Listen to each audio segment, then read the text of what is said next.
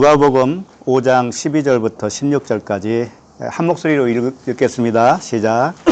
예수께서 한 동네에 계실 때에 몸에 나병 들린 사람이 있어 예수를 보고 엎드려 구하여 이르되 주여 원하시면 나를 깨끗하게 하실 수 있나이다. 예수께서 손을 내밀어 그에게 대시며 이르시되 내가 원하노니 깨끗함을 받으라 하신대 나병이 곧 떠나니라. 예수께서 그를 경고하시되 아무에게도 이르지 말고 가서 내 몸을 보이고 또 내가 깨끗하게 됨을 인하여 모세가 명한 대로 뇌물을 드려 그들이 입증하라. 예수의 소문이 더욱 퍼짐에 수많은 우리가 말씀을 듣고 자기 병도 고침을 받고자 하여 모여 오되 예수는 물러가사 한적한 곳에서 기도하시니라. 아멘. 오늘 말씀의 제목은 나병입니다. 나병. 성경에 나병 환자가 종종 등장을 합니다. 구약에도 나오고 신약에도 다 나와요. 나병이 옛날에는 뭐라고 그랬죠? 예, 문둥병이라고 그랬죠. 또 한센, 그렇죠. 그런데 이 나병이 사실은 살이 이제 썩어 들어가는 병이었잖아요. 근데 성경에서는 살이 썩는 것보다는 피부병에 가까워요. 피부병. 그래서 이제 이 피부병인데 나병이 의미하는 병의 의미가 있단 말이에요. 병도 여러 가지가 있어요. 안진뱅이도 있고 혈류병도 있고 여러 가지 질병이 있는데 이 나병이라고 하는 질병이 의미하는 바가 있다 이거죠. 그래서 오늘 이 나병 환자가 이제 고침을 받는 그런 내용을 통해서 주님이 우리에게 하시는 말씀을 듣도록 하겠습니다. 자, 12절을 보시면 예수께서 한 동네에 계실 때에 이렇게 시작을 합니다. 예수께서 한 동네에 계셨다고 했는데 이 동네가 어딜까요? 어느 동네일까요? 여기는 이제 동네 이름이 없어요. 동네 이름이 없지만 영적으로 우리 각 개인에게 적용을 해보면 어떤 동네일까요? 우리 자신이 다 모두 동네예요. 동네. 주님이 계신 동네다 이거예요. 주님이 우리 각자에게 계십니다. 그런데 동네는 다를 수가 있다 이거예요. 주님은 똑같은 주님이신데 동네가 다를 수가 있어요. 가버나움일 수도 있고 나사렛 동네일 수도 있고 여러 동네가 있을 수 있어요. 그런데 여기서 말하는 한 동네 할 때 이 한 동네는 어떤 지점이 있다라는 거죠. 어떤 지점. 나라는 동네가 지금 어떤 지점에 있는 동네냐 이거예요. 애굽이라고 하는 동네냐, 광야라고 하는 동네냐, 또는 가나안이라고 하는 동네냐 이런 거죠. 그런 차이는 있다는 거죠.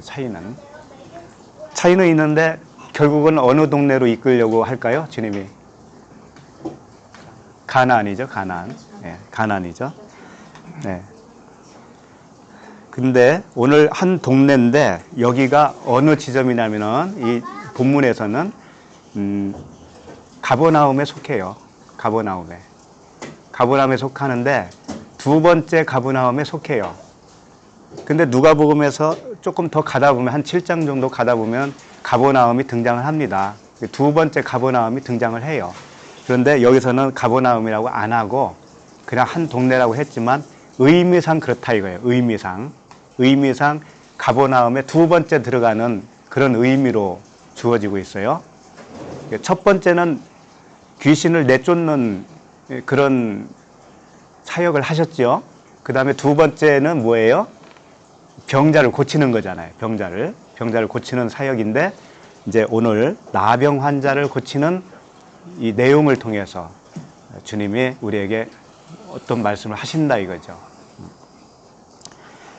자, 그러면 예수께서 한 동네에 계실 때에 온몸에 나병 들린 사람이 있어 예수를 보고 엎드려 구하여 이르되 주여 원하시면 나를 깨끗하게 하실 수 있습니다. 자, 여기에 온몸에 나병 들리는 사람이 있습니다. 나병 들렸는데 온몸에 들렸다라는 거죠. 온몸에. 이런 온몸에 들렸을 때는 영적으로 어떤 상태가 될까요? 병이 굉장히 깊다라는 거잖아요. 깊은 것이 좋을까요? 얕은 것이 좋을까요? 네. 깊은 것이 좋겠죠? 왜요? 나을 수 있으니까. 나을 수 있으니까? 그러니까 완전히 이제 그 상태가 네. 이제 회복될 수 있는 아, 주님이 임하시는 네. 지점. 네. 본인이 좀 그런 적이 있었어요? 네. 네. 지금 그렇습니다. 네. 아이고, 감사해요.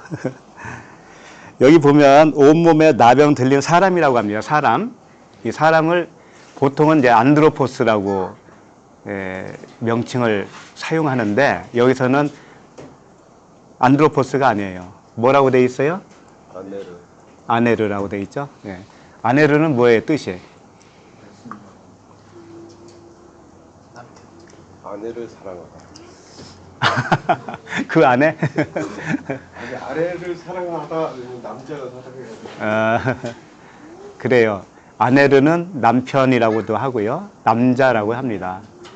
그래서 아네르라고 표현할 때는 씨 가진 남자라고 하는 의미를 담고 있어요. 그래서 안드로포스 하면은 성별이 없죠. 남자든 여자든 그냥 사람 할 때 사용하는데 아네르 할 때는 남자. 그러면 이 나병 환자가 온몸에 그 병이 깊었잖아요. 이 상태가 사실은 씨를 갖게 된 상태다 이거예요. 그런 의미를 우리가 볼 수가 있어요. 그래서 야고보서 1장 15절에 보면 이런 말씀이 있어요. 욕심이 잉태한 즉 죄를 낳고 죄가 장성한 즉 사망을 낳느니라. 그러니까 이 말씀이 참 좋은 말씀이에요. 우리가 욕심이 있잖아요. 이 욕심이 잉태해서 죄를 낳고 죄가 장성해서 사망이 이루어야 되는 거죠. 이 사망은 다나토스 사망이죠. 그러니까 내가 큰 죄인이구나 아는 것이 사망에 이르는 거예요. 네. 그 상태라는 거예요. 오늘 나병 환자의 상태가. 그리고 로마서 5장 20절에도 율법이 들어온 것은 범죄를 더하게 하려 함이라. 그러나 죄가 더한 곳에 은혜가 더욱 넘쳤나니. 네. 그래서 죄를 더하게 만들기 위해서 율법을 주신 것이 아니라 죄가 드러나게 하기 위해서 율법을 주셨다라는 의미거든요. 그러니까 오늘 나병 환자가 그 병을 가진 이유는 뭐냐? 자기 죄를 드러내기 위해서 그 환자가 된 거예요. 그러면 그 나병이라고 하는 질병이 무엇을 의미하는지 좀 아시겠죠? 무엇이죠, 그게? 네, 죄죠. 근데 죄를 드러내게 해야 되니까 거기다가 무엇을 덧바르는 거예요? 율법이 들어온 것은 범죄를 더하게 하려 함이라. 이랬잖아요. 그러니까 법조항을 더 주는 거예요. 네가 죄인 맞잖아. 요 항복을 받아내기 위해서. 그래서 우리가 이 성경 말씀만 율법이라고 생각하시면 안 됩니다. 우리의 삶 자체가 율법이에요. 우리의 삶은 법입니다. 법 아닙니까? 다 법으로 다가와요. 근데 내가 이 법에서, 세상이라고 하는 법에서 해방되려면 어떻게 해야 돼요? 죽어야 되잖아요. 세상에 대하여 죽어야 돼요. 네. 세상에 대하여 내가 살아있기 때문에 범민이 있는 거예요. 그 세상은 항상 나에게는 어떻게 다가오냐? 법의 잣대로 다가와요. 예를 들면은 이번 달 봉급 못 받으면은 어렵죠. 이게 법이란 말이에요. 쌀 떨어지면 굶어야 되죠. 이게 법이라니까요. 세상 법이라니까요. 그런데 내가 세상에 대해서 안 죽었으면 쌀이 떨어져도 괜찮을 수 있어요. 그런데 안 죽었기 때문에 쌀이 없으면 안절부절 못해요. 이것은 어떤 수양으로 되는 게 아닙니다. 수양으로 되는 게 아니에요. 절대 그렇게 되는 게 아니에요. 위에서부터 주어지는 새로운 생명을 받아야만이 자연스럽게 일어나는 현상이에요. 내가 노력으로 해서 되는 게 아닙니다. 이건 절대 안 돼요. 그래서 이 말씀에서 우리가 깨닫는 거라고 하는 것을 조심스럽게 말해야 돼요. 이 말씀 진리의 말씀이니까 요게 이런 뜻이구나. 요게 깨달았다고 생각하시면 안 돼요. 깨달았으면 내가 진짜 죽어야 된다니까. 진짜 죽고 살아나야 돼요. 새로운 생명으로. 그렇게 되지 않으면 아직은 뭐다? 아직은 진리를 아는 거예요. 그냥 아는 거. 생명이 되지는 않았어요. 진리를 아는 거라고요. 아는 거. 생명이 되어야 됩니다.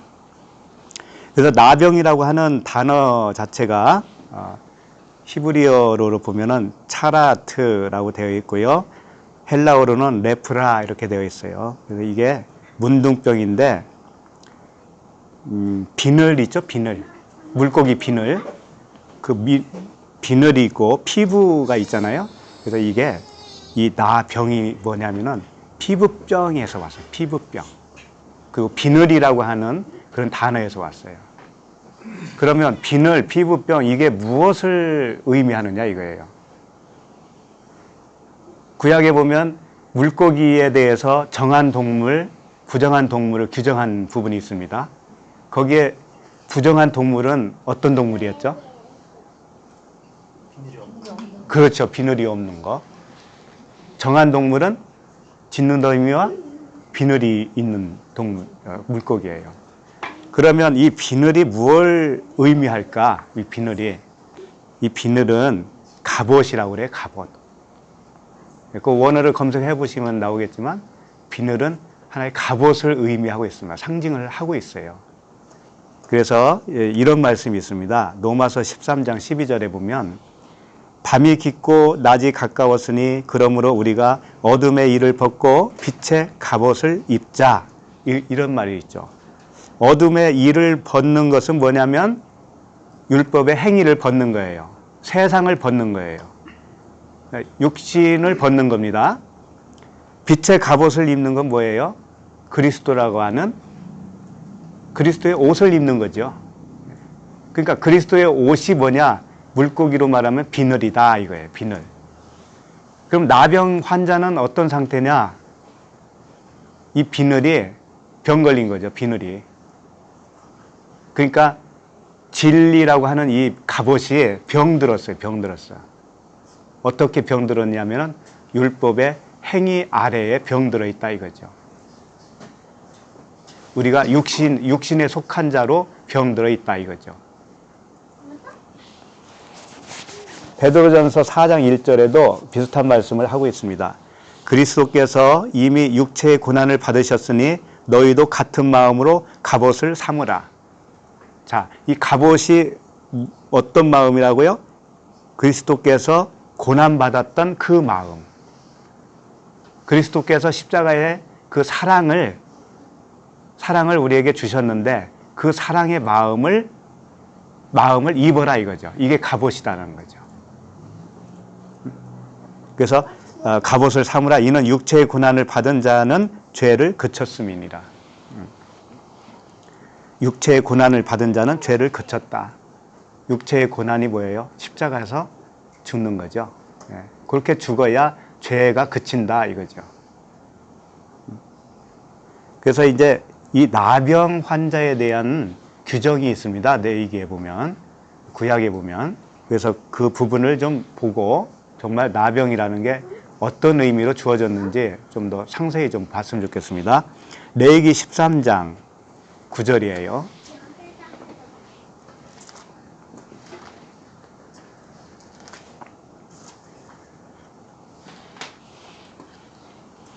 레위기 13장 9절 말씀에 보면 사람에게 나병이 들었거든 그를 제사장에게로 데려갈 것이요. 제사장은 진찰할지니 피부에 흰점이 돋고 털이 휘어지고 거기 생살이 생겼으면 이는 그의 피부에 오랜 나병이라 제사장이 부정하다 할 것이요 그가 이미 부정하였은즉 가두어 두지는 않을 것이며.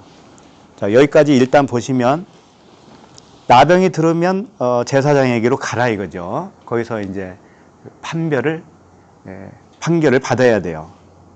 너는 나병 환자다, 아니다, 부정하다, 정하다, 요 규정을 이제. 그런데 10절에 보면 피부에 흰 점이 돋고 털이 휘어지고 거기에 생살이 생겼으면 뭐라고 하냐면은 이는 피부에 오랜 나병이라 제사장이 부정하다 할 것이요. 부정하다라는 거예요. 부정하는 그 이유가 뭡니까? 부정한 이유.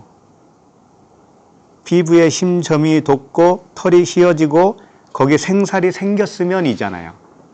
요게 이제 부정한 조항이 되는 거예요. 그러면 이제 부정하지 않는 것이 뭐냐? 12절 보세요. 12절. 제사장이 보기에 나병이 그 피부에 크게 발생하였으되 그 환자의 머리부터 발끝까지 퍼졌으면 그가 진찰할 것이요. 나병이 과연 그의 전신에 퍼졌으면 그 환자를 정하다 할지니 다 휘어진 자인즉 정하거니와. 여기는 정한 자에 대해서 나오죠? 근데 뭐가 달라요? 정한 자와 정하지 않는 자. 정한 자는 13절 보면 그의 전신에 퍼졌으면, 나병이 그의 전신에 퍼졌으면 그 환자를 정하다 할지니 그러잖아요.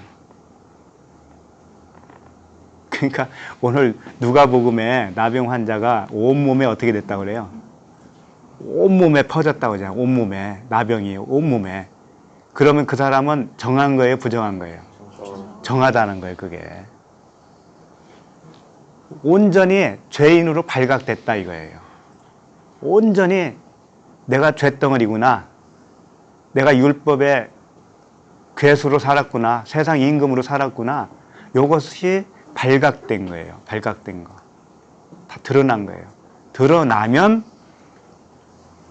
나병 그 환부가 완전히 전신에 완전히 퍼진 것과 같은 거라는 거죠. 그런데 14절 보시면 아무 때든지 그에게 생살이 보이면 그는 부정한 즉, 생살이 보이면 부정하다는 거죠. 왜 그럴까요?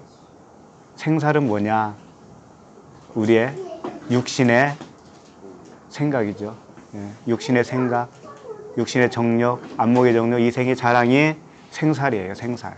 나의 육의 살이잖아요. 육의 살. 그게 보이면 안 된다는 거죠. 그게 아직도 남아있으면 부정하다는 거죠. 온전히 죄로 들통나야 내 육신이 죽은 거잖아요. 드러나야. 그렇죠? 그래서 주님은 우리에게 오셔서 먼저 하시는 일이 뭐냐? 우리의 겉사람이 어떤 존재인가를 알려줘요. 그게 그냥 알려주는 게 아닙니다. 여러 가지 사건을 주셔요. 여러 가지 사건. 가장 가까운 사람한테 또 발각당하죠. 부인한테, 남편한테, 아들한테, 딸한테. 이게 바늘로 살짝 찌르면 어떻게 돼요? 내가 살아있다는 것이 금방 나타나죠? 네, 그렇게 돼요. 그렇게 해서 너 보라 이거죠. 아내와 남편 사이에서 서로 보라 이거예요. 생살이 있다라는 것을 보여주는 거예요. 생살이. 근데 정한 사람은 뭐냐? 그 생살이 안 보여야 된다는 거죠. 죄만 보여야 되는 거예요. 죄만. 나는 죄인이다 라고만 보여야 된다 이거지. 그러면 남편에 대해서 내가 뭐라고 할 필요가 있어요? 없어요? 아내에 대해서 뭐 내가 판단할 게 있습니까? 없어요. 사실은. 그분이 나거든요.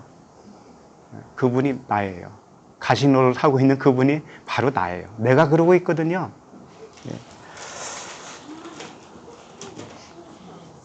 15절 보시면 제사장이 생살을 진찰하고 그를 부정하다 할지니 그 생살은 부정한 것인즉 이는 나병이며 그 생살이 변하여 다시 휘어지면 제사장에게로 갈 것이요 제사장은 그를 진찰하여서 그 환부가 휘어졌으면 환자를 정하다 할지니 그는 정하니라. 신살이 보였다고 해서, 생살이 보였다고 해서 낭망은 하지 마셔야죠. 예? 왜냐하면은 그 나병이, 그 환부가 희어질 때가 온다 이거. 희어질 때가. 희어질 때가 온다는 건 뭐예요? 백발이 되죠. 백발이. 죄가 없어진다 이거예요. 이 그리스도는 백발로 나오잖아요. 흰머리. 그러니까 이 흰머리는 죄가 없고 거룩한 그분을 의미하고 있잖아요. 그러니까 흰머리가 좋아요. 흰머리. 여기 흰머리 이렇게 좀 보이시네. 흰머리가 좋아요. 흰머리가 나야 좀 철들잖아요, 사람도. 그랬어요. 그러니까 시다라는 것은 이제 죄를 다 깨달아서 그리스도가 그 사람이 돼버린 거예요. 그 사람이 그리스도가 돼버렸어요. 요게 신 거예요, 이게. 이렇게 되면 정하다 이거죠. 자, 여기까지 보시고 누가복음으로 다시 돌아가겠습니다. 5장 12절이에요.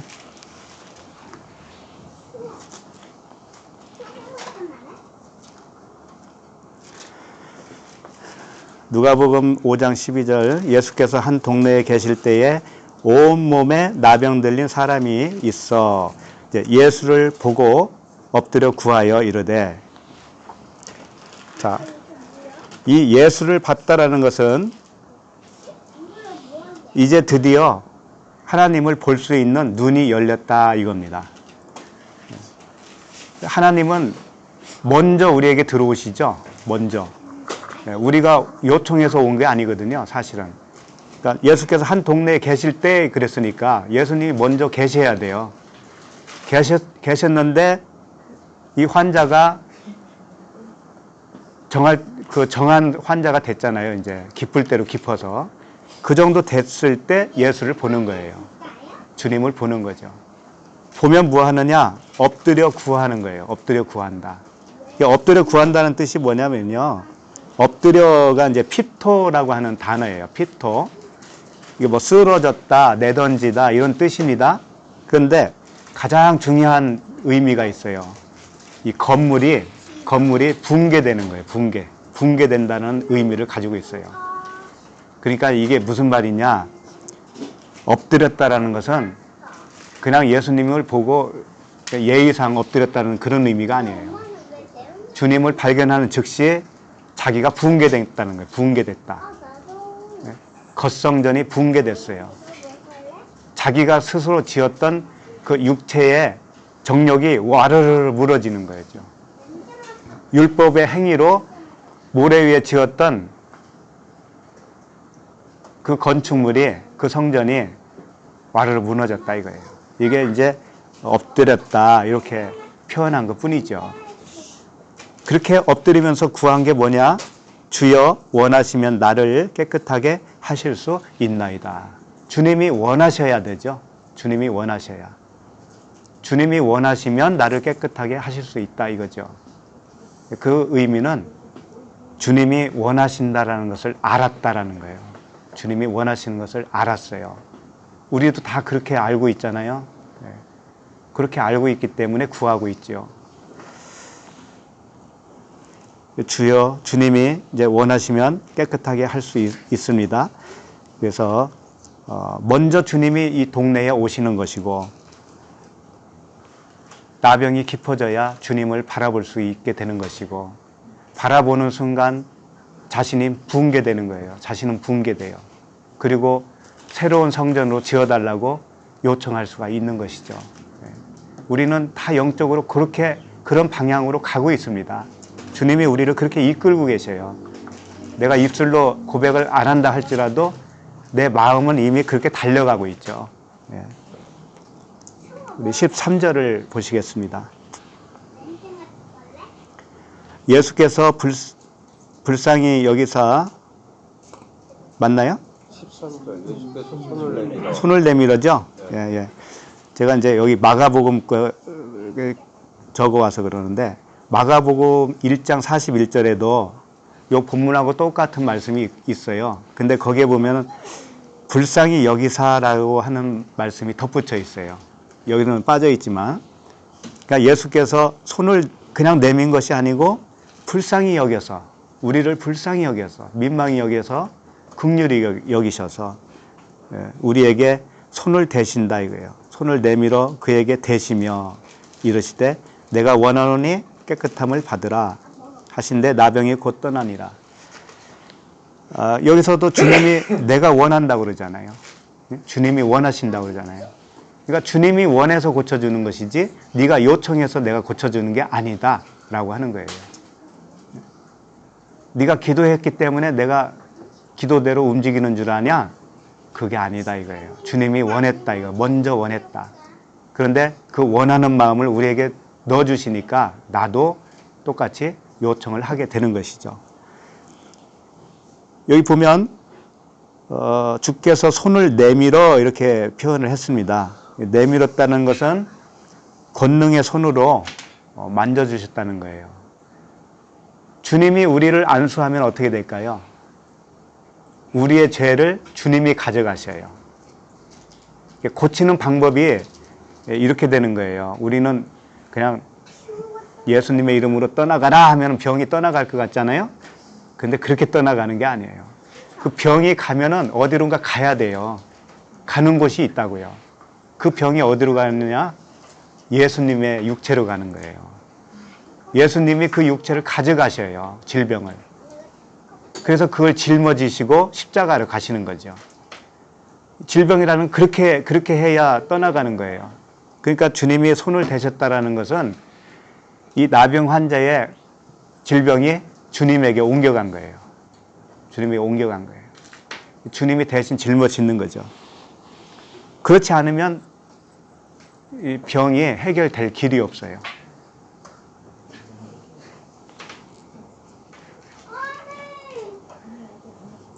그래서 주님이 이런 말씀을 하십니다. 로마서 5장 8절에 보면 우리가 아직 죄인 되었을 때에 그리스도께서 우리를 위하여 죽으심으로 하나님께서 우리에 대한 자기의 사랑을 확증하셨느니라. 주님이 우리를 사랑한다고 하는 확증을 어떻게 하시느냐? 자신이 십자가에서 죽으셨다라는 것으로 확증을 해주셨다는 거죠. 그러니까 모든 질병을 그분이 가져가셨어요. 이런 사랑이 어딨냐 이거죠. 사람으로서는 이런 사랑을 가진 사람이 없습니다. 오직 주님만이 그렇게 하실 수 있어요. 자, 13절 다시 보시면 예수께서 손을 내밀어 그에게 대시며 이르시되 내가 원하니 깨끗함을 받으라 하신데 나병이 곧 떠나니라.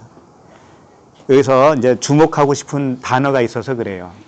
깨끗함을 받으라라고 하는 깨끗함이라는 단어예요. 깨끗함.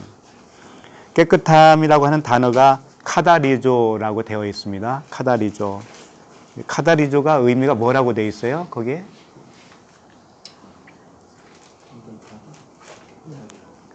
정결. 거기 보면 정확, 명확도 있을 겁니다. 네. 그렇죠. 예, 예, 예.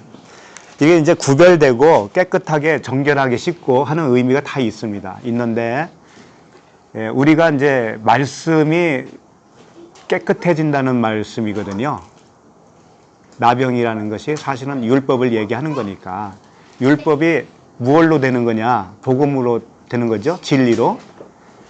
그것이 뭐냐면은 씻는 것인데 명확해진다는 거예요. 명확해진다. 정확해진다. 말씀이 내 안에서 명확한 지식으로 바뀌는 걸 말하는 거예요. 말씀이. 우리가 알았던 말씀이 이제 진짜 하나님이 하시고자 하는 말씀으로 명확하게 내 안에서 고쳐지면 그것이 나병 환자의 고침이에요. 근데 그것을 깨끗함이라고 하는 카다리조라는 단어로 사용했다라는 거죠. 보통 다른 질병을 고칠 때는 이 단어를 잘 안 써요. 고쳤다라는 단어를 쓰지 이 깨끗해졌다라는 단어는 잘 안 씁니다. 그러니까 이게 뭔가 이유가 있다라는 거예요. 왜 깨끗해졌다라는 의미를 가지고 있는 카다리조를 사용했느냐 이거예요. 그래서 다른 곳을 좀 참고를 삼아야 되는데 에베소서 5장 26절을 보시겠습니다. 에베소 5장 26절 보면 이는 곧 물로 씻어 말씀으로 깨끗하게 하사 이렇게 나옵니다. 물로 씻었다 라고 하는 이 물은 시도로죠. 씻었다라고 하는 루트론이라고 되어 있는데 이게 목욕한다라는 거예요. 세례예요, 세례. 그러니까 이게 뭐냐? 물세례라는 얘기예요. 물세례. 물로 씻어는 물세례다 이거예요. 쉽게 말하면. 물세례와 이렇게 되는 거죠. 물세례와 말씀으로 깨끗하게 하사 할 때 이 깨끗하다고 하는 것은 카다리조예요. 카다리조. 아까 봤던 그 씻는다, 깨끗하게 해주신다, 명확하게 해주신다 그런 의미죠. 근데 이 말씀이 로고스가 아니라 흐레마로 되어 있어요. 흐레마. 그러니까 로고스 안에 있는 하나님의 마음이라고 보면 돼요. 깨달아진 말씀. 그 말씀이 뭐냐? 깨끗하게 해주신다 이거예요. 그러면 이 카다리조, 깨끗하게 한다는 것은 어디에 사용되냐면은 흐레마로 깨끗하게 한다라고 표현할 때 쓴다 이거죠.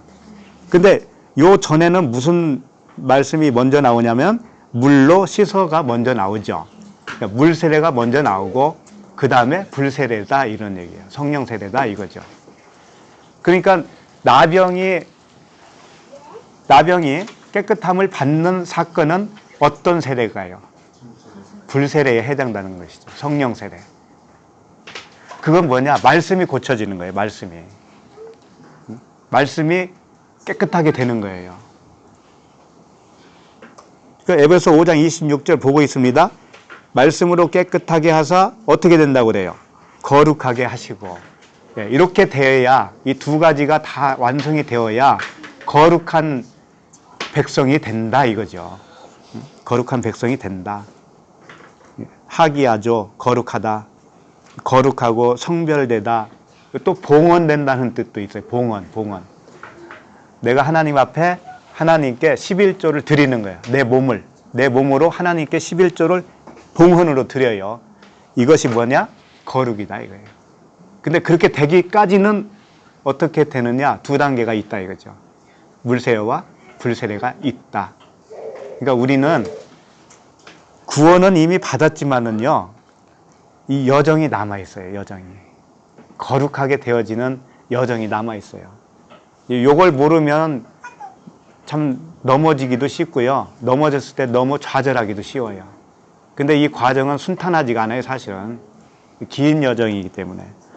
자, 요런 말씀을 또 다른 측면에서 하신 말씀도 한번 찾아보겠습니다. 디도서 3장 5절입니다. 네, 디도서 3장 5절 봅니다. 우리를 구원하시되 우리가 행한 바 의로운 행위로 말미암지 아니하고 오직 그의 긍휼하심을 따라 중생의 씻음과, 여기 나오죠? 중생의 씻음과 그 다음에 뭐예요? 성령의 새롭게 하심. 이렇게 두 개가 딱 나와요. 항상. 물과 성령으로 거듭난다는 말도 똑같은 말씀이에요.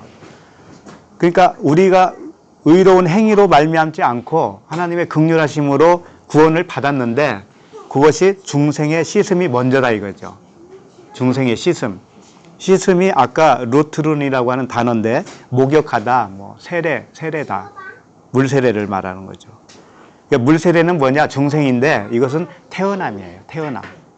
일단 애굽을 건너오면, 홍해를 건너오면 태어남이에요. 하나님의 백성이 맞기는 맞아요. 그런데 뭐가 남아있다? 성령의 새롭게 하심이 남아있다 이거죠. 이렇게 새롭게 씻는다, 새롭게 되어진다라고 하는 그 과정은 만만치 않은 과정이다 이거죠. 광야 40년이잖아요. 광야 40년. 그러니까 하나님의 자녀로 살아간다는 것은요, 영광스러운 것이고, 정말 이 땅에서 경험하지 못한 그런 생명을 경험하는 거잖아요. 그 생명으로 살아가는 거잖아요. 그런데 거기에는 고난도 있다라는 거예요. 같이 고난도. 그래서 사생자가 아니라는 것을 알려주셔요. 사생자가 아니다. 너는 내 친아들이기 때문에 내가 징계도 주겠다 이런 거죠. 특히 젊은 우리 결혼한 지 얼마 안 되신 분들은 이제 앞날이 창창하잖아요. 근데 미리 알고 가면 얼마나 좋아요, 이렇게. 근데 우리는 모르고 왔어요, 지금까지. 참 어떻게 보면 억울해요, 억울해. 이 젊으신 분들이 얼마나 복이 많은지 참 부럽다니까. 부러워요.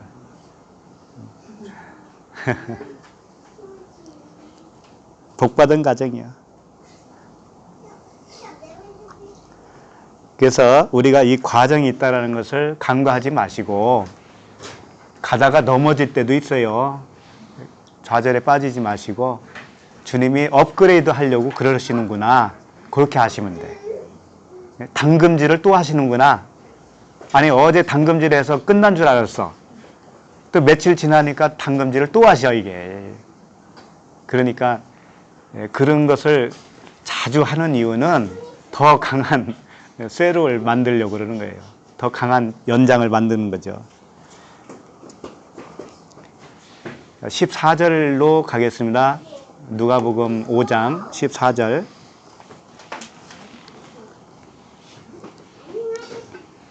예수께서 그를 경고하시되 아무에게도 이르지 말고 가서 제사장에게 내 몸을 보이고 또 내가 깨끗하게 됨으로 인하여 모세가 명한 대로 예물을 드려 그들에게 입증하라 하셨더니, 여기서 이제 마가복음에도 있다고 그랬잖아요. 거기에 보면은 예수께서 그를 경고하셨는데 엄히라고 하는 단어가 더 붙어요. 거기에는.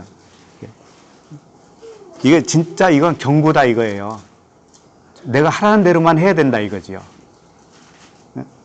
그를 엄히 경고하시되 아무에게도 이르지 말고, 아무에게도 이르지 말래. 나병을 딱 고쳐주시고 나서, 깨끗하게 해주시고 나서 너 이거 고침받았다는 얘기를 남한테 하지 마. 근데 제일 먼저 해야 할 일이 있는데 뭐 하라고 그래요? 제사장에게 내 몸을 보이고 깨끗하게 된 것을 확증받으라 이거죠. 입증하라 이거예요. 입증받아라. 그런데 명한 예물을 드려 이렇게 얘기하잖아요. 모세가 명한 대로 예물을 드려 그들에게 입증하라. 그러니까 이게 무슨 말씀이냐. 아니, 깨끗함을 받았으면은 누구에게인가 이렇게 보여주고 싶잖아요. 얼른 자랑하고 싶고. 그렇죠?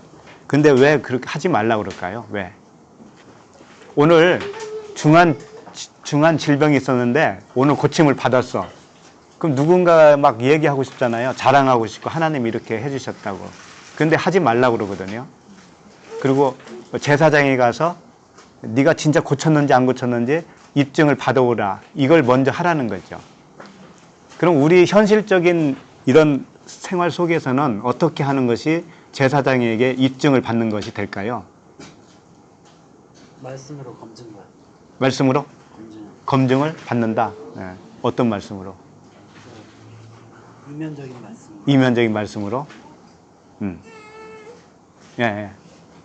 정답이에요. 정답이에요. 어디 가서 뭐 누가 어느 목사한테 가서 받을 거예요?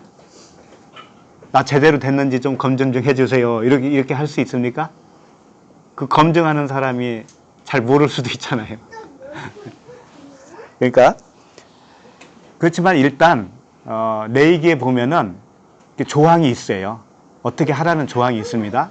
이제 그걸 먼저 보자고요. 그걸 먼저 보고 영적 의미를 찾으면 돼요. 레위기서를 보겠습니다. 레위기서 14장이에요.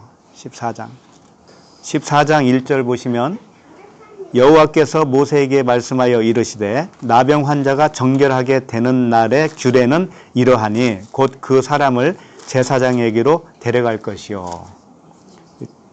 정결하게 되는 날의 규례가 이렇다 이거예요. 제사장에게 가서 이제 어떻게 하느냐. 3절 제사장은 진영에서 나가 진찰할지니 그 환자에게 있던 나병 환부가 나았으면 제사장은 그 정결함을 받을 자를 위하여 명령하여 살아있는 정결한 새 2마리와 백향목과 홍색 실과 우슬추를 가져오게 하고 제사장은 또 명령하여 그 새 하나는 흐르는 물 위에 질그릇 안에서 잡게 하고 다른 새는 산채로 가져다가 백향목과 홍색 실과 우슬초와 함께 가져다가 흐르는 물 위에서 잡은 새의 피를 찍어 나병에서 정결함을 받을 자에게 7번 뿌려 정하다 하고 그 살아있는 새는 들에 놓을지며. 여기까지만 일단. 제사장이 눈으로 보면 알 수 있죠. 나병이 고침 받았는지 아직 고침을 덜 받았는지 금방 알 수 있을 거 아닙니까? 그럼 고쳤다고 치면 어떻게 하라는 거냐? 예물을 가져가야 돼. 예물. 근데 예물이 뭐였어요? 새가 있죠. 일단은 예, 작은 새. 작은 새예요. 이게 이제 새 2마리입니다. 새 2마리. 4절에 있죠. 정결한 새 2마리와 백향목과 홍색실과 우슬초예요. 이것을 제사장에게 나병 환자가 예물로 드려야 됩니다. 그러면 이제 제사장이 뭘 하느냐? 이걸 가지고 새 1마리는 흐르는 물에서 잡는 거예요. 흐르는 물에서. 이게 무엇을 상징하고 있을까요? 물세례죠. 물세례. 예수께서 세례 요한에게 물세례를 받죠. 그리고 올라오잖아요. 그와 같은 거예요. 그러니까 예수로 죽고 그리스도로 부활하는 그런 의미를 가지고 있습니다. 새 1마리는 죽고 새 1마리는 그 피를 찍어서 놔주게 되죠. 네. 그런 의미예요. 그러니까 뭐냐면은 이 나병을 고친 이유가 뭐냐? 예수 그리스도의 죽으심으로 고쳐졌다 이거죠. 그러니까 이제 백향목, 뭐 홍색실, 이 우슬초 이런 건 또 무슨 의미일까요? 백향목이 무슨 뜻일까요? 무슨 의미를 가지고 있을까요? 백향목도 일단 예수 그리스도시겠죠. 네. 나무 중에서도 백향목이 이제 강한 나무로 등장을 해요. 강하다. 예수 그리스도가 강하시잖아요. 홍색실은 뭐냐? 요게 홍색이라고 하는 것은 붉은 피를 말하는 거죠. 일단 붉은 피. 붉은 피는 뭐예요? 그리스도의 피죠. 그리스도의 피죠. 그런데 진홍 같은 붉은 죄 이런 말 들어보시죠. 근데 죄를 왜 붉다라고 했을까요? 죄가 왜 붉을까요? 제가 정갈돼서 네? 제가 그리스도에 정갈돼서 그 피가 그리스도에게 전가되니까? 그 말도 일리가 있네요. 근데 일단은 생명은 어디에 있다고 그래요? 피. 그럼 피는 생명을 의미하고 있어요. 생명을 의미하는데 피는 붉기 때문에 그 생명이 붉은 생명이에요. 그런데 붉은 죄라고 할 때는 뭐냐? 생명은 생명이에요. 근데 육의 생명이다 이거예요. 육의 생명. 육의 생명을 가졌을 때 붉은 죄다라고 표현하는 겁니다. 그러니까 내가 육신으로 살잖아요. 그러면 내가 죄예요? 붉은 죄예요? 붉은 죄. 그런데 왜 붉으냐? 피가 생명이기 때문에. 육신의 생명이 피니까. 피는 붉잖아요. 그래서 붉은 죄 이렇게 말하는 거예요. 이 붉은 죄를 그리스도의 보혈, 그리스도의 피로 정결하게 씻어주신다라고 하는 것이죠. 우슬초는 뭘까요? 우슬초. 문인방과 문설주의 양의 피를 이 우슬초로 찍어서 뿌려요. 뿌린다고요. 그러면 피는 생명이잖아요. 생명. 그 생명, 그리스도라고 하는 생명을 뿌리는 거잖아요. 뿌리는 거. 그 뿌리는 게 뭐겠어요? 그것도 역시 말씀이잖아요. 우슬초. 그리스도의 말씀. 흐레마. 말씀이죠. 그래서 이게 다 이 상징이 뭐냐? 예수 그리스도를 상징하고 있습니다. 그것을 가져오게 한다라는 거예요. 그걸 제사장에게 갖다 주고 제사장은 이걸 잡는 거죠. 잡아서 그리스도의 죽으심과 살아나심을 상징으로 보여줍니다. 그렇게 정결 의식을 다 한 다음에 너는 이제 나병 환자가 다 고쳐졌다라고 선포를 해주는 거예요. 그래서 7절 한번 보세요. 나병에서 정결함을 받을 자에게 7번 뿌려 정하다 하고 그 살아있는 새는 들에 놓을지며. 자, 7번을 뿌려주는 거예요. 7번을 그 피를 뿌려줘요. 새는 예수 그리스도니까 그 그리스도의 보혈을 7번 뿌려준다고요. 생명을 7번이나 뿌려줘요. 첫째 날에서 7째 날까지 계속 생명을 뿌려준다는 말씀이죠. 그래서 결국은 우리가 7째 날 안식에 이르게 된다, 이런 얘기예요. 이런 뜻이에요. 그러니까 7번 해야 되는 거죠. 그 7번이라는 것은 우리 삶 속에서 내가 몇 번째인가 이렇게 말할 수는 없는데 7이라고 하는 안식의 수를 말씀하시기 위해서 7번, 요단강에 가서 7번 씻어라, 나아만에게 그랬잖아요. 문둥병 나아만이 7번 가서 씻었어요. 그거하고 똑같은 말씀이라고. 이게 8절에 보면 정결함을 받은 자는 그의 옷을 빨고 모든 털을 밀고 물로 몸을 씻을 것이라. 그리하면 정하리니 그 후에 진영에 들어올 것이나 자기 장막 밖에 이래를 머물 것이요. 옷을 빤다. 첫 번째 옷을 빤다라는 건 뭐예요? 말씀의 옷, 그리스도의 옷이죠. 그러니까 누더기로 입었던 나의 육신의 옷은 벗고 그리스도의 옷을 입었는데 그 그리스도의 옷이 얼룩졌다 이거예요.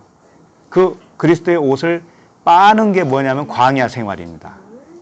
우리의 삶이에요. 삶. 우리의 삶을 통해서 엎어지고 넘어지고 하면서 그 옷이 계속 빨아요. 그 정결하게 돼요. 거룩하게 돼요. 털을 밀고 물로 몸을 씻을 것이다. 털은 뭐겠어요? 털은 죄를 의미하고요. 율법의 행위를 의미합니다. 털. 우리 집사님 털이 좀 길었는데.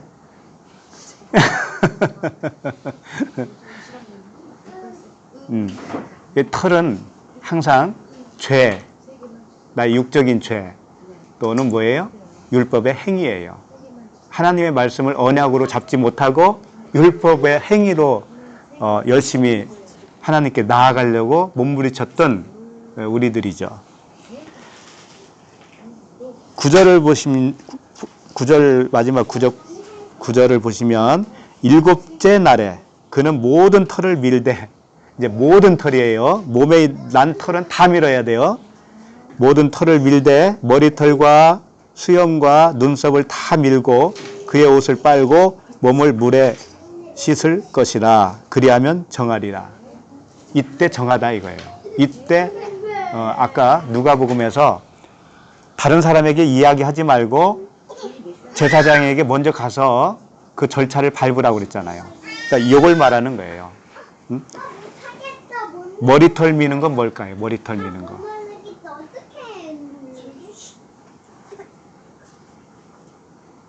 털은 뭐라고 그랬어요?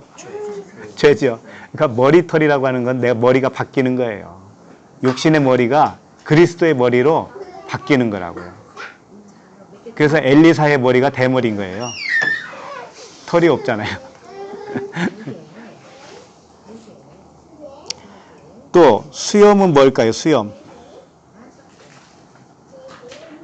수염은 언어가 바뀌었다는 거죠.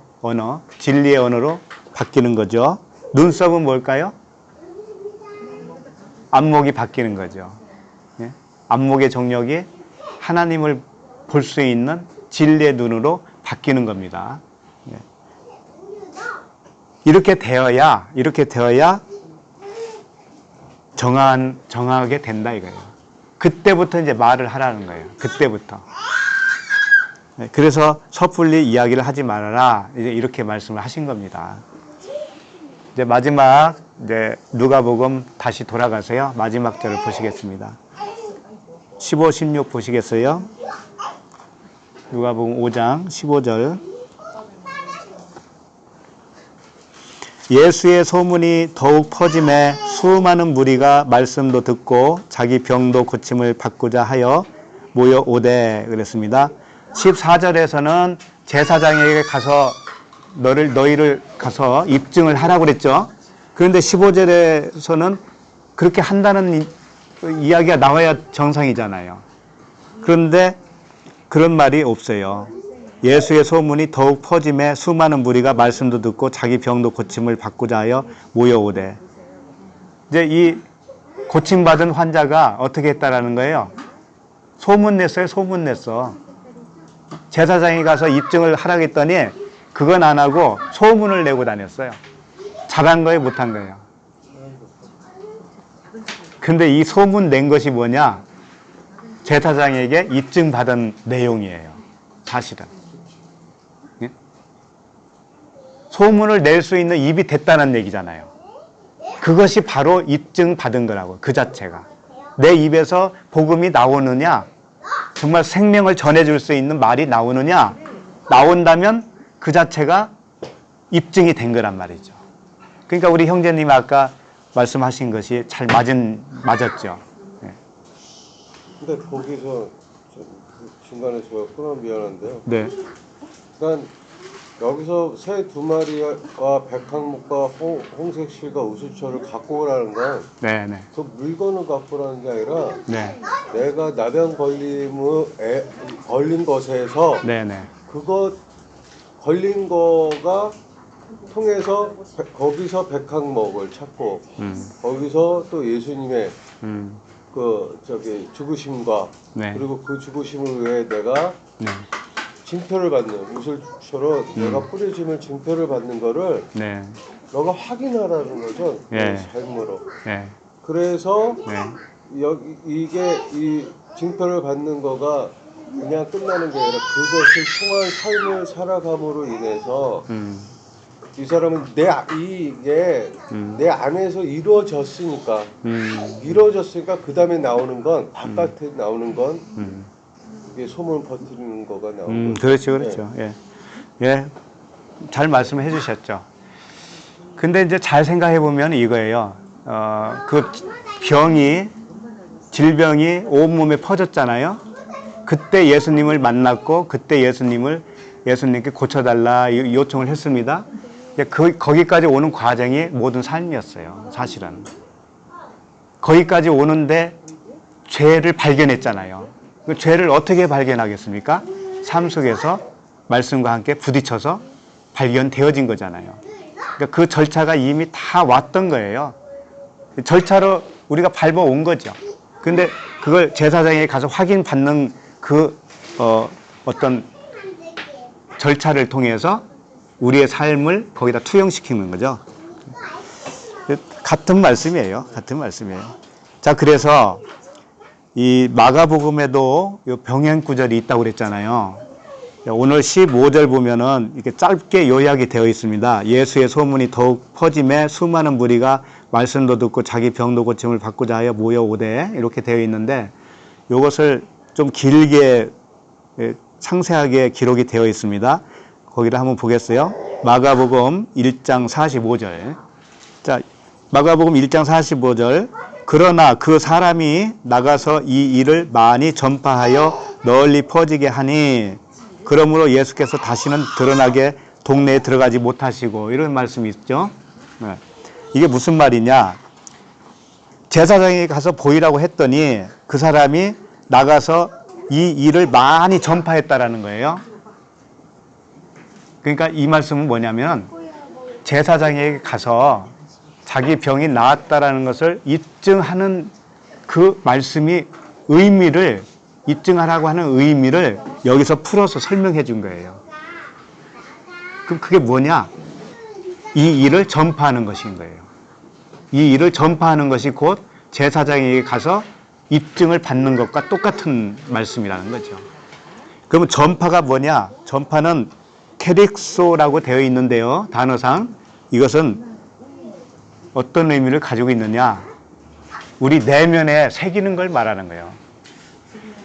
가르침이 먼저고 그 다음에 전파가 그 후라고 그랬죠. 가르침은 내가 가르침을 받는 거예요. 또 가르치기도 하는 거죠. 그런데 전파는 뭐냐면 내 마음에 새겨진 사람이 다른 사람에게 마음에 또 새겨줄 수 있는 그런 전파를 말하는 거예요. 전도. 그러니까 전도는 여기 와봐라 그게 전도가 아니고 진리를 설명하는 것이 전도예요. 설명해서 그 실상을 가르쳐주고 그 사람 마음판에 새겨질 수 있도록 그 말씀을 전파하는 거예요. 그러니까 이 사람은 어떤 상태에 있는 사람이 할 수 있는 거예요? 나병이 다 나은 사람만 할 수 있는 거죠. 그렇죠? 그러니까 내 입에서 전파가 되어진다면 이미 나병이 나은 사람이에요. 그것이 곧 제사장에게 가서 입증받는 것과 똑같다라는 거죠. 그래서 이렇게 표현하는 거예요. 전파하여 널리 퍼지게 하니 그러므로 예수께서 다시는 드러나게 동네에 들어가지 못하셨대요. 왜 못 들어갔을까요? 왜? 예수님이 왜 동네에 못 들어갔을까요?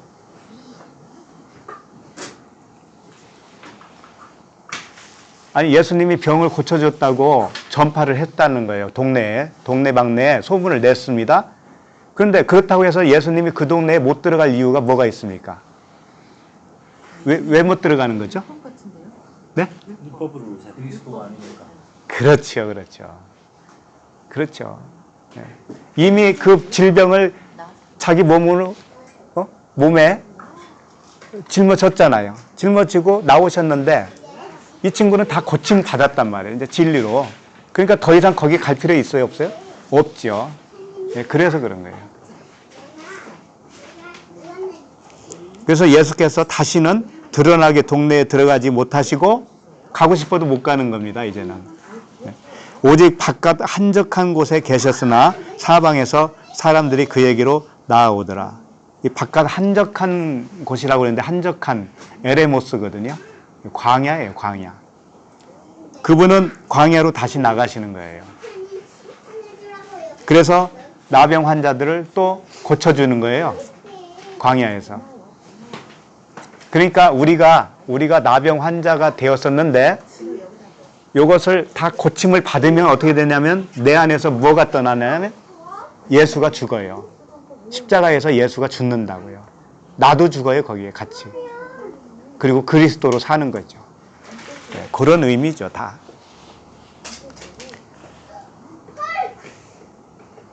그래서 우리 16절 이제 누가복음 16절 다시 보시면 누가복음 5장 16절 보시면 예수는 물러가사 한적한 곳에서 기도하시니라 그러죠. 예, 기도. 왜 기도할까요? 이제 새로운 환자들을 맞이하는 거예요. 그러니까 많은 사람들이 거기에 또 몰려갔다고 그러죠. 그 일은 계속 지속적으로 계속 일어나는 일이에요. 오늘도 주님은 누군가의 속에서 그 일을 계속 하셔요.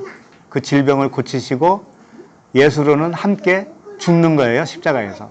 날마다 죽는 거예요. 죽어주시는 겁니다. 그분은. 죽어주시고 그리스도와 함께 살아나는 거예요. 살아나는 거예요. 그 갈라디아서 2장 2절을 좀 보시고 마치도록 하겠습니다. 갈라디아서 2장 2절 보시면 계시를 따라 올라가 내가 이방 가운데서 전파하는 복음을 그들에게 제시하되 유력한 자들에게 사사로이 한 것은 내가 다름질하는 것이나 다름질한 것이 헛되지 않게 하려 함이라. 사도 바울이 뭐라고 하냐면은 계시를 따라 올라가서 이방 가운데 전파했다 이거예요. 아까 전파 얘기 나왔잖아요. 요게 나병 환자가 고침을 받으면 이렇게 되는 거예요. 계시를 따라 올라가 내가 이방 가운데서 전파하는 복음을 그들에게 제시했다 이겁니다. 요게 복음 전하는 거예요. 요게 계시를 따라가야 돼요. 계시를 따라야 돼요. 계시는 우리의 눈을 열어서 보지 못했던 것을 보게 하는 겁니다. 예. 그렇게 되면 우리가 육에 있지 않습니다. 더 이상 육에 있지 않아요. 우리가 영에 있는 거예요. 그리스도 안에 있는 거죠. 이렇게 눈이 열리고 귀가 열려서 주님의 열어주시는 그 말씀을 따라 우리가 살아가는 거예요. 그러면 에녹과 같이 이 세상에서 들림받은 사람이 되는 거예요. 그러니까 육으로는 세상에 대하여는 우리가 죽어야 되는 거죠. 스스로 할 수 없으니까 주님이 오셔서 그 일을 해주셔요. 다. 그러니까 감사하죠. 그러니까 은혜죠. 선물이고. 우리 모두에게 주님의 그 은혜가 날마다 더하여지기를 바라겠습니다. 기도하겠습니다. 하나님 아버지 감사합니다. 아버지의 그 크신 은혜로 우리들을 물로 목욕시켜 중생하게 하시고 복음의 발을 씻어주는 것 같이 그 나병의 껍질을 벗겨주시니 감사합니다. 아버지를 바로 보고 바로 알 수 있는 눈과 귀를 열어주시니 감사합니다. 날이 갈수록 저희들을 더욱 거룩하게 하여 주시옵소서. 진리에 대하여 더욱 명확하게 하여 주시옵소서. 그리스도 안에 있는 아버지의 생명이 더욱 넘치게 하여 주시옵소서. 예수 그리스도 이름으로 기도합니다. 아멘.